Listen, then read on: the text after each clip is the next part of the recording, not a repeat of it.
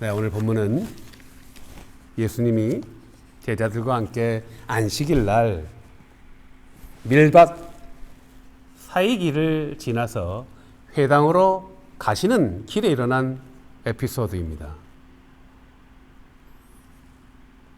본문은 12장 1절에 이렇게 시작합니다. 그때에 예수께서 안식일에 밀밭 사이로 가실새. 그때는 언제입니까? 문맥을 좌우로 살펴보면 그때는 11장 마태복음 11장 28절, 29절, 30절에서 주신 말씀을 하신 때를 알 수가 있습니다.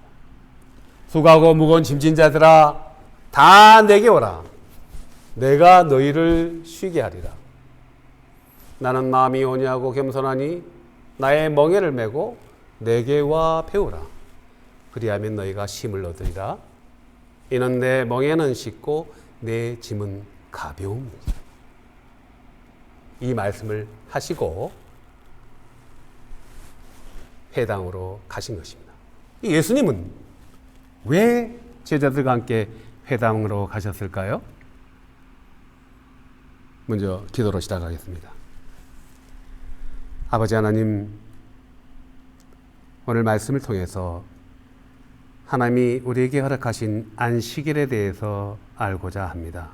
성령 하나님 조명하여 주시옵고 깨닫게 하여 주시고 깨달은 말씀 행함으로 그리스도의 향기로운 일꾼들 되게 하여 주옵소서.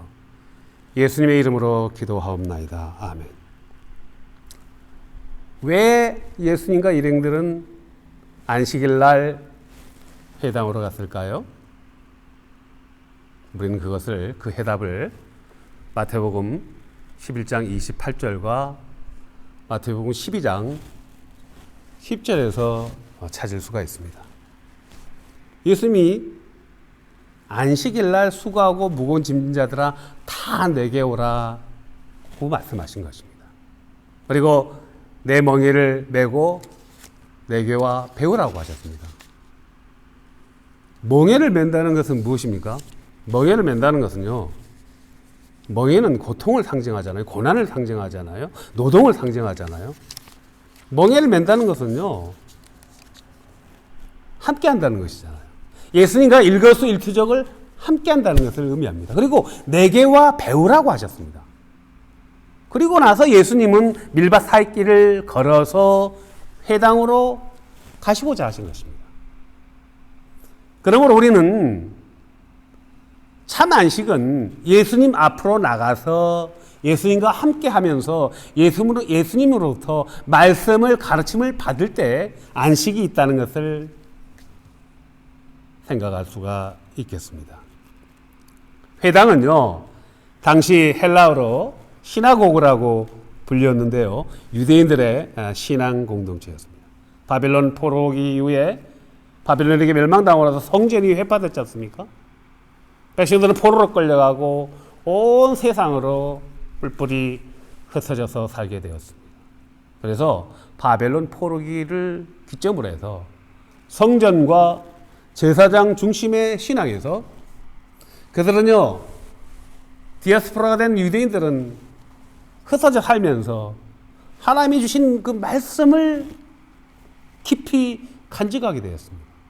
그래서 마을마다 회당을 만들어서 그곳에서 랍비라는 평신도 지도자들과 함께 모여서 율법을 읽고 묵상하며 공부하는 회당 중심의 신앙으로 바뀌게 된 것입니다. 후일에 그 시나고그라는 회당을 통해서 예수님이 십자가의 구속을 성취하시고 부활하시고 승천하신 다음에 사도들에 의해서 복음이 급속도로 전파된 것을 우리는 사도행전을 통해서 알 수 있습니다. 주님은요, 안식일 날 회당에 가셔서 말씀을 가르치시기 위해서 회당으로 가신 것입니다. 그리고 12장 10절을 보면은요, 회당에 가셔서 손마른 사람을 고쳐주셨습니다. 오늘 우리 안식일 날 우리가 주님의 몸된 교회에 나와 예배하는 우리들에게 주님의 동일하신 은혜가 임하기를 축복합니다. 본문으로 다시 한번 들어가 보겠습니다. 12장 1절의 말씀입니다. 안식일에 밀밭 사이로 가실 때 제자들이 시장하여 밀 이삭을 잘라 먹으니. 가다가 제자들이 시장에서 밀 이삭을 잘라 먹었다는 것입니다. 근데 이를 지켜보고 있던 바리새인들이 예수님 앞에 나아가서 당신의 제자들이 안식일 날 지켜야 될 규칙을 위반했습니다 하고 컴플레인을 하는 것입니다. 밀 이삭을 잘라 먹었다는 것은요, 밀 이삭을 손으로 훑어서 비벼서 까 먹었다는 이야기입니다. 바리새인들의 눈에는요, 제자들의 한 행동이 추수에 하는 노동의 행위로 보였던 것입니다. 바리새인들은요, 예수님과 제자들의 언행을 감시하기 위해서 지속적으로 따라다니면서 예수님과 일행들의 그 감시했던 내용들이 나오는데요. 예수님과 제자들의 그 사역으로 인해서 자신들의 그 종교적인 위치가 위협을 받는다고 생각을 하였던 것입니다. 그래서 율법의 거울에 비춰서 예수님과 제자들의 일거수일투족을 감시하면서 고발할 트집을 찾기 위해서 쫓아다녔던 것을 우리는 알 수 있습니다. 밀이삭을 잘라서 먹었다는 것은, 훑어서 먹었다는 것은 저들의 관점으로 보면은 안식일날 지켜야 되는 39개의 규칙 중에서 세 번째 규칙을 어긴 것으로 보는 것입니다. 저들은요, 하나님 주신 율법의 행위를 통해서 자신들의 믿음을, 자신들의 하나님에 대한 신앙의 척도로 삼았던 것인데요. 율법 외에도 안식일을 지켜야 되는 39개 조항의 세부적인 규칙을 만들어서 안식일을 철저히 지킴으로 자신들의 의로운 사람이라고 여겼던 것이죠. 정죄하는 바리새인들에게 예수님은요, 다윗의 예를 들어서 안식일과 율법의 참 의미를 설명하셨습니다. 3절에서부터 5절의 말씀을 보면은요, 이렇게 이야기를 하는 것입니다. 바리새인들에게 다윗이 자신을 해하려는 사울 왕을 피해서 도망 다닐 때, 부하들과 함께 배가 고플 때 성막에 들어가서 하나님이 전에 올려진 진설병을 먹지 않았느냐. 그리고 그 성막을 지키는 제사장들은 안식일에도 불구하고 일을 하지 않느냐. 너희들이 그 율법에 박식하다는 너희들이 그러한 일을 모르느냐? 이렇게 책망하시는 것입니다. 레위기 24장을 보면은요, 안식일마다 여호와의 그 전 앞에 떡을 드리잖아요. 진설병을 드리는데, 진설병을 드리고 난 후에 그 떡은 아론과 아론의 자손들만 먹을 수 있습니다. 그러니까 제사장들만 하나님의 전에 올려진 떡을 먹을 수 있도록 규정이 되어 있습니다. 그럼에도 불구하고 사무엘상 21장에 보면은 사울의 추적을 피해서 도망을 다니며 피난 생활을 하던 다윗 일행이 배가 고플 때 하나님이 전에 들어가서 제사장 아히멜렉에게 제사장들만 먹을 수 있는 떡을 요구를 했을 때 제사장 아히멜렉이 그 떡을 다윗에게 주었습니다. 그리고 다윗은 청년 용사들과 함께 그 떡을 먹고 허기를 면할 수가 있었던 것이죠. 제사장 아히멜렉이 레위기에 나오는 율법의 규정을 몰랐을까요? 제사장 아히멜렉은 하나님의 율법을 주신 목적이 율법 그 자체의 의미가 있는 것이 아니라 율법을 주신 목적은 생명에 있다는 것입니다. 생명을 지키기 위함이라는 것을 제사장 아히멜렉은 알고 있었던 것입니다. 우리는 여기서 성경에서 말하는 안식일의 뜻을 한 번 더 살펴보기로 하겠습니다. 창세기 2장 1절부터 3절을 보면은요, 하나님이 그가 하시던 일을 일곱째 날에 다 마치시고 안식하셨다고 합니다. 그리고 그 일곱째 날을 복되게 하시고 거룩하다 하셨으니 하나님이 그 창조의 사역을 완성하신 그날에 안식하였다고 기록하고 있습니다. 그 안식일은요, 하나님의 창조의 완성의 날입니다. 창조의 완성을 기념하는 날입니다. 생명의 완성인 것입니다. 그리고 하나님은요, 레위기 23장을 통해서 이렇게 계명을 주셨습니다. 여세 동안은 일할 것이요 일곱째 날은 안식일이니 너희들의 성회의 날이다. 너희는 아무 일도 하지 말아라. 성회는 무슨 말일까요? 영어 성경을 보면은요, 성회는요, 거룩한 페스티벌이라는 뜻입니다. 거룩한 축제의 날이라는 얘기입니다. 그러니까 거룩한 축제의 날, 하나님의 창조의 완성을 기뻐하며 안식하라는 것입니다. 우리가 하나님의 피조물임을 인식하고 창조주 하나님을 감사하는 날인 것입니다.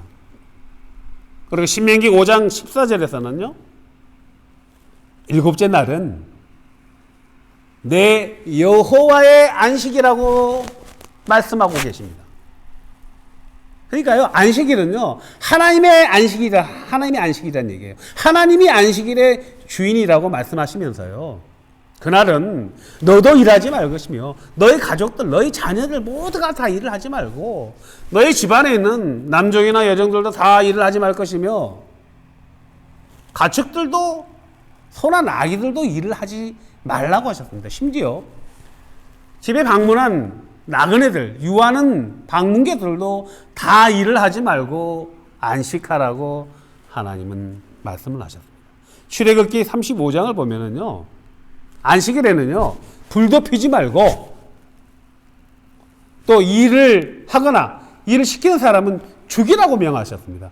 왜 하나님이 이렇게 안식일을 엄하게 규정하면서 쉬게 하셨을까요? 그것은 절대적인 약자를 보호하시고자 하시는 하나님의 자비로움과 긍휼의 사랑인 것입니다.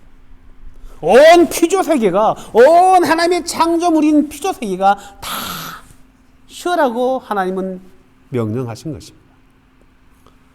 오늘 본문에서 나타나는 문제점은 무엇입니까? 하나님이 주신 안식일의 목적을 바리새인들이 오해하고 있다는 것입니다. 바리새인들은 안식에 대한 하나님의 뜻을 알고 행하기보다는 안식일 계명의 세부 규칙을 만들고 지킴으로써 자신의 의로움을 나타내고자 했던 것입니다. 안식일의 주인은 하나님인데 그 안식일을 지킨다는 그 형식적인 의미를 통해서 자신들의 의를 나타내고자 한 것입니다. 그러나 복음서 여러 곳에서 예수님은 율법을 지키면서 자신들의 의를 나타내고자 하는 그 바리새인들을 책망하시는데요. 마태복음 23장을 보면은 바리새인들과 서기관들이 자신들이 11절을 드린다고 자랑하는 모습이 나옵니다. 그러한 바리새인들과 서기관들에게 예수님이 이렇게 말씀하셨습니다. 너희들이 박하와 회향과 근처에 11조는 드리되 율법의 소중한 바 정의와 긍휼과 믿음을 저버렸다. 율법의 의미는요, 율법이 주신 뜻은요, 형식적인 것이 아니라 마음을 보신다는 것입니다. 사랑하는 교회 여러분, 만약에요, 우리가 10의 구절을 봉헌을 한다 치더라도요, 우리의 것을 하나님께 드림으로 감사합니다, 이런 마음으로 드리면은 우리는 11조를 도적질하는 것이 됩니다. 말라기서 3장에 나오는 온전한 11조를 드리는 것은 하나님이 우리에게 주신 것 중에서 구별하여 하나님께 올리는 그러한 마음으로 드려야 된다는 것입니다. 모든 물질이 하나님께로부터 온 것임을 고백하는 것이 11조의 개념인 것입니다. 내가 수고하고 땀 흘려 일군 것으로 드리는 내 것을 드리는 것이 아니라 모든 것은 하나님의 주인이십니다를 고백하는 것이 11조의 개념인 것입니다.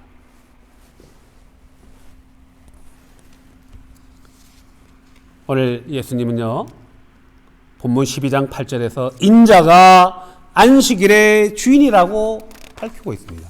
안식일의 주인이 당신임을 선포하는 것입니다. 그리고 마가복음 2장 27절에서는요, 사람이 안식일을 위하여 있는 것이 아니라 안식일이 사람을 위하여 있는 것임을 말씀하고 있습니다.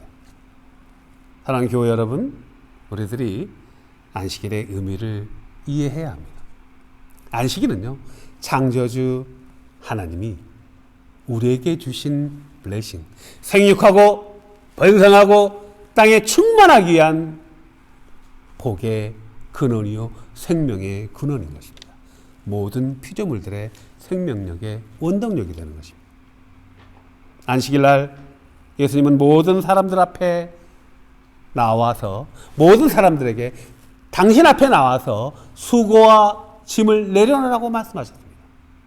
마태복음 11장 28절의 말씀, Come to me all you, 수고하고 무거운 짐진 자들 다 내게 와라. 안식일의 주인은 예수님께서요, 안식일 날 수고하고 무거운 짐들을 다 내려놓고 나에게 내려오라고 그랬습니다. 나의 멍에를 메고 내게 와 배우라고 하셨습니다. 그래서 예수님은 가르치시기 위하여 회당으로 가신 것입니다. 오늘 본문에서 나타나는 하나님의 은혜는 무엇입니까? 예수님은 제자들을 정죄하는 바리새인들에게요, 오늘 12장 7절에서 이렇게 말씀하셨습니다. 자비를 원하고 제사를 원하지 아니한다고 하시면서요, 율법의 뜻을 알지 못하고 정죄하는 바리새인들에게 율법의 형식적인 것을 경계하셨습니다. 주님은 형식보다는 마음을 보신다는 것입니다. 안식일은 모든 피조물이 안식함으로 하나님의 창조의 질서가 회복된 날이요, 부활이요 생명이신 예수님 앞으로 나아갈 때, 예수님 말씀 안에 거할 때 참 안식이 있음을 우리는 알아야 하는 것입니다. 오늘 주님은요, 회당으로 가셨습니다. 그리고 12장 10절에 보면요, 회당에서 말씀을 가르치시고 손 마른 자를 보시고 그 손 마른 자를 고쳐주신 것입니다.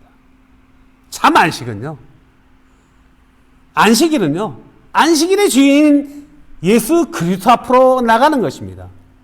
사랑하는 교회 여러분, 우리는 참 안식일을 지키고 있습니까? 주님 부활하신 날을 우리는 안식일로 정하고 예배하며 지내지 않습니까? 그러나 형식적으로 1시간 예배를 드리고 남은 시간을 우리의 계획대로, 우리의 뜻대로 살고 있지는 않은지요? 안식일은요, 주님과 함께하는 날입니다. 주님 앞으로 나아가서 우리 모든 수고와 모든 무거운 짐들 다 내려놓고 주님의 말씀 안에 거하는 복된 날인 것입니다.